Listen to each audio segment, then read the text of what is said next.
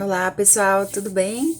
Conforme a gente tinha combinado, eu vim para falar hoje sobre um livro literário. E eu vou falar de novo sobre o Murakami, vou falar sobre o incolor Tsukuru Tazaki e seus anos de peregrinação. Esse livro para mim foi uma grata surpresa, né? Eu já li outros do Murakami, inclusive já gravei até vídeo sobre algum deles. Mas esse livro eu não tinha realmente prestado atenção, eu já tinha ele aqui na estante faz um tempo e eu peguei para ler nesse período meio complicado aí da minha vida e foi uma coisa maravilhosa, assim. É um livro muito sensível, como praticamente todos do Murakami. Tá muito presente aqui essa habilidade do Murakami de abordar a natureza humana com todas as suas complexidades, mas sem aquele maniqueísmo que às vezes aparece, né? A gente não tem aqui um homem dividido, uma coisa meio Dr. Jekyll, Mr. Hyde. A gente tem um homem que tenta harmonizar dentro de si os aspectos positivos da sua personalidade e às vezes as fantasias mais doentias, os sentimentos mais estranhos, os pensamentos mais grotescos, as depressões mais profundas, né? Então a gente percebe nitidamente a característica do homem contemporâneo que é bombardeado o tempo inteiro por tantos estímulos e por tantas ideias e por tantas necessidades internas mesmo próprias e que fica ali tentando equilibrar essas forças, harmonizando aí esses estímulos mesmo, tentando ser um cara civilizado, tentando fazer o bem, tentando ser um homem bom. Então o conflito característico da alma humana é muito bem representado nesse livro, né? A gente vai ter o Tsukuru, que é um personagem assim muito profundo e uma pessoa bastante sensível e aberto a se relacionar, mas que se vê sempre muito solitário e com vários problemas para se entregar em relacionamentos. E aí ele vai precisar traçar ali uma jornada de redenção mesmo, de encarar as verdades de si mesmo e da sua história, para poder ter a oportunidade de ser feliz, né? Então essa narrativa parece até um pouco banal e um pouco clichê, mas não é. E isso é uma coisa que eu gosto demais no Murakami, porque ele pega as coisas que a pós-modernidade considera clichê e mostra que elas são coisas fundamentais do ser humano. Então, coisas como o amor, a amizade, os sentimentos, as nossas necessidades de uma vida minimamente ali decente, digna, a busca pela felicidade mesmo, ele vai colocar isso de uma forma muito próxima da gente, né? E se uma das funções da literatura é essa, da gente poder se identificar com os personagens e experimentar através deles, algumas soluções para os nossos próprios problemas, né? Então, o Murakami faz muito bem através desse livro. Ele vai tratar das relações que a gente experimenta na vida, que são muito especiais, relações que são de uma complementaridade, às vezes quase perfeita, e não tô falando só de relação amorosa, tô falando de relação de amizade, relação de colegas de trabalho, aqueles momentos em que um grupo de pessoas se encaixa e a coisa funciona tão bem e flui tão perfeitamente que parece que dá sentido para nossa vida e faz a gente descobrir pontos melhores da nossa personalidade e faz a gente desenvolver potenciais e faz a gente, através do efeito catalisador dessas relações, promover transformações em nós que nos tornam pessoas maiores e melhores, né? Então, eu acho que em algum momento da vida a gente sempre experimenta essas relações, elas são muito intensas, elas marcam a vida da gente pro resto da vida e e geralmente elas acabam, não demoram muito para acabar, elas acabam muitas vezes pelas nossas próprias mesquinharias, pelas nossas invejas, pelos nossos ciúmes, pelas nossas dificuldades de lidar com o fato de que a gente não pode controlar o outro, de que o outro não pode controlar a gente, de que ninguém controla a vida, né? Então o livro vai contar sobre um grupo de amigos que experimenta essa possibilidade de relação e a forma trágica como esse grupo se separa e como isso afeta profundamente a vida do Tsukuru, né? Então é interessante porque se o autor tivesse escolhido tornar protagonista qualquer um dos outros cinco, a gente também teria uma história muito interessante. Mas ele escolheu justamente o Tsukuru, que era o único entre os cinco amigos que não tinha um nome que remetia a cores, né? Então por isso que é Tsukuru incolor. E assim, os outros quatro amigos são dois rapazes e duas moças. Eu fiz várias interpretações dessas cores, mas a que eu achei mais interessante foi a que torna o azul uma referência à nossa capacidade de ação, de trabalho, de esforço, né, de desenvolver ali um potencial e ter força de vontade e tal.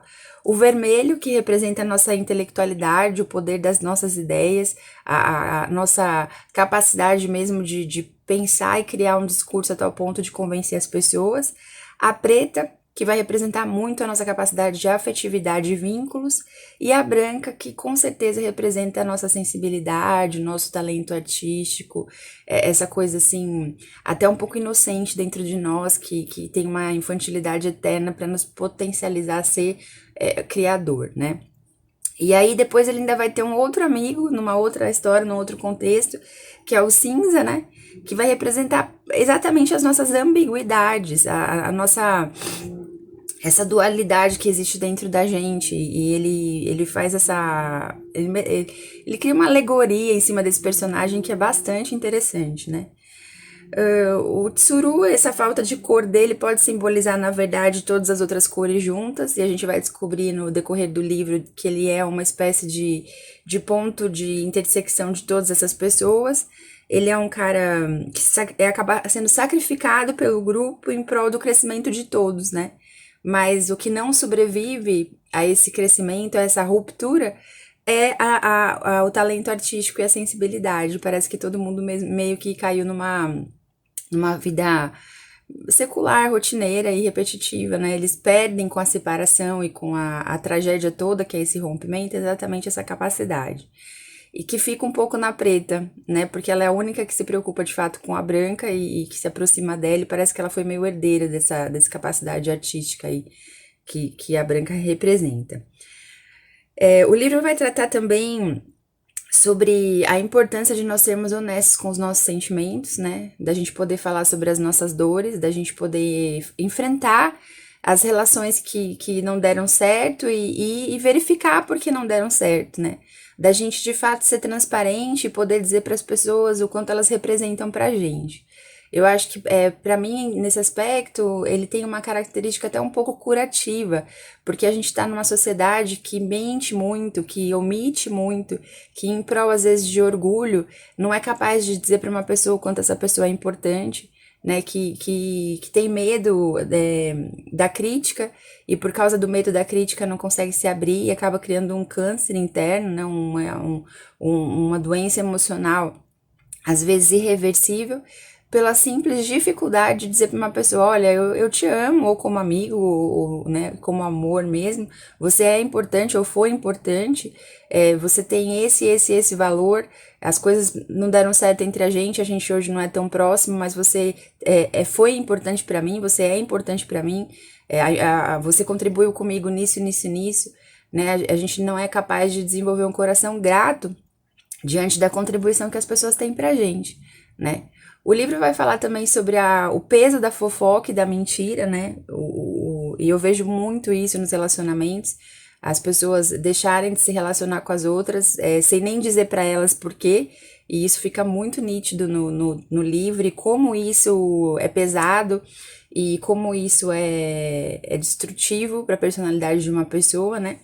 Então, acho que o livro traz aí um apelo para a gente ser mais honesto nas nossas relações, né? O Murakami também faz uma ideia, um uso da música, que é muito interessante, e ele vai falar sobre uma música do Franz Liszt, que é Le Mot du P, eu não falo francês, então eu não sei se é bem isso, mas é uma música que faz parte de uma suíte chamada Anos de Peregrinação, né, do Liszt, e o primeiro ano é a Suíça, e ele foca nisso aí. É uma música que, na concepção do Murakami, expressa o sentido da saudade da terra natal, melancólica, mas é uma definição, desculpa. A expressão, esse Le Mal du P, é usada no sentido de saudade da terra natal, melancolia, mas a definição mais precisa seria tristeza sem causa, evocada no coração das pessoas pela passagem rural. Me lembrei até de um quadro, né, que eu estudei quando eu estava escrevendo um texto sobre o conto de Malpassando Lobato, meu conto de Malpassando Lobato, e representa exatamente essa saudade que a gente tem de determinadas relações que foram muito importantes pra gente, ou de lugares, ou de contextos, né, que acabam se tornando momentos estruturais na vida da gente. Esse uso da música é muito legal, porque a Branca tocava essa música, depois o Cinza traz esse LP lá pra casa do Tsukuru e eles ouvem constantemente. Então eu vi como uma espécie de trilha sonora da história e eu fui ouvir e realmente quando você lê a história toda e ouve a música, existe uma conexão, um eco uma na outra, né? Então é muito legal. Vou ler pra vocês alguns trechos que eu achei interessante, né? Prestando atenção nessa música, como único ouvinte na sala de música de uma escola do fundamental em área montanhosa, teve a sensação de que a sujeira interna do seu corpo estava sendo limpa. Isso é um trecho da história bastante curioso, umas pegadas meio realismo fantástico que o Murakami sempre usa, e não vou contar porque eu quero que vocês leiam o livro, mas esse final que diz que a sensação de que a sujeira interna do seu corpo estava sendo limpa, a gente tem quando a gente ouve uma música que causa na gente uma experiência diferenciada, né? É aquela coisa de lavou a alma, né? Então achei bem bonita a forma como ele expressa isso aqui. A gente tem uma outra discussão, ele fala, mas o dom Aida desempenha sua função somente quando é sustentado por uma concentração tenaz do corpo e da consciência. Pode ser que o dom seja frágil, talvez poucas pessoas consigam sustentá-lo até o fim, mas o que foi gerado através dele às vezes possibilita um grande salto do espírito, como um fenômeno praticamente autônomo e universal, transcendendo o indivíduo. Aqui ele está falando um pouco sobre o talento artístico, né, ou o dom de forma geral, que realmente é algo que parece um presente dos céus, e quando a pessoa tem a determinação, a força de vontade, a disciplina necessária, e aí o Murakami vai falar muito sobre isso naquele livro sobre corrida, né? Sobre a questão da disciplina no desenvolvimento do talento artístico, isso faz com que você transcenda, né? Tem coisas que vão além da gente, aquilo permanece, independente do contexto, independente da época, independente do boicote das pessoas. Aquilo que tem valor permanece, cresce e fica no coração das pessoas que realmente importam. Eu lembro que a Sor Juana ficou 300 anos no ostracismo. E em algum momento alguém descobriu a obra dela de novo. Então eu realmente acredito nisso. A gente tem o Tsukuru pensando sobre ele mesmo, achando que ele era uma pessoa vazia, sem conteúdo, sem nada para oferecer para os outros, né? Por causa da forma como ele foi tratado. E ele fala: talvez eu seja uma pessoa vazia, sem conteúdo, o Tsukuru pensa. Mas justamente por não ter conteúdo, algumas pessoas encontram seu lugar dentro dele, mesmo que seja temporariamente. Como pássaros noturnos solitários que buscam um lugar seguro para descansar durante o dia, em um sótão inabitado. Os pássaros provavelmente preferem esse espaço vazio com pouca luminosidade e silencioso. Se assim for, talvez Tsukuru devesse se sentir feliz por ser vazio. Acho lindo isso, porque tem tantas pessoas que acham que porque elas não estão em evidência, ou porque elas não são famosas, ou porque todo mundo não tá falando delas, elas não são importantes. E às vezes essas outras pessoas que se tornam famosas e talentosas, e elas só existem por causa dessas pessoas, que servem de continente, né, que recebem os outros dentro de si, que são humildes o suficiente para conseguir abrir mão do seu próprio ego para receber o ego de outras pessoas e tratar deles. E o Tsukuru é essa pessoa, e isso é muito lindo, eu achei muito bonito. Outro trecho legal é esse, ó, o coração das pessoas é um pássaro noturno, permanece esperando algo silenciosamente e quando chega a hora alça voo seguindo na sua direção. Né? Isso foi o que o Tsukuru percebeu ao recepcionar o coração das outras pessoas até que elas estejam prontas para voar de novo. E ele humildemente deixa essas pessoas voarem, porque ele é grande assim, tá? No mundo, há coisas que só podem ser transmitidas através da figura de uma mulher. Eu vou até repetir porque é muito bonita essa frase, gente.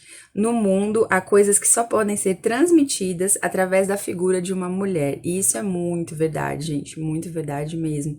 Uma hora a gente pode conversar sobre essa questão das experiências que eu já tive por causa disso, da figura de uma mulher, tá bom? O coração das pessoas não está unido apenas pela harmonia. Pelo contrário, ele está unido profundamente pelas feridas. Está ligado pela dor, pela fragilidade. Não há silêncio sem grito desesperado. Não há perdão sem derramamento de sangue. Não há aceitação sem travessia por uma perda dolorosa. É isso que há no fundo da harmonia verdadeira. E esse trecho eu acho que ele é o coração do livro. É aquele momento em que toda a obra se descortina na sua frente e você entende a intenção do autor. Né? Então ele escreveu todo esse livro para dizer essas coisas realmente, que as pessoas se unem não é só pela harmonia, mas também pela dor delas, pela fragilidade delas, pelo fato de que todos nós, independentemente da nossa história de vida, da nossa capacidade, da nossa condição financeira, do nosso sexo, da nossa idade, da nossa nacionalidade, da nossa aparência, independente de qualquer coisa, nós somos seres que possuem fragilidades, que passam por dificuldades, que sofrem. E é nessa capacidade de sofrer e de se vincular às pessoas por meio do sofrimento que a gente realmente vai crescendo e vai se desenvolvendo. Né? Ele fala aqui claramente, ó, isso lembra muito cristianismo, né? Não há silêncio sem grito desesperado, não há perdão sem derramamento de sangue, não há aceitação sem travessia por uma perda dolorosa. É isso que há no fundo da verdadeira harmonia. As pessoas se unem e se aceitam com as suas fragilidades, defeitos e ambiguidades, né? Então, gente, leiam esse livro, principalmente você que está procurando uma experiência de beleza, sensibilidade e humanidade. Esse livro traz tudo pra gente. Adorei o Tsukuru, provavelmente em algum momento vou ler de novo. E o Murakami é um dos favoritos aqui no mundo contemporâneo. Vou continuar lendo ele, já tô lendo um novo dele, quem sabe uma hora aí gravo um vídeo. Mas super recomendo, literatura de qualidade, transformadora, tá bom? Fiquem com Deus, o próximo livro que eu vou gravar vídeo é um livro chamado O Invisível e é muito bonito. Então aguardem aí, tá bom? Um beijão, até a próxima.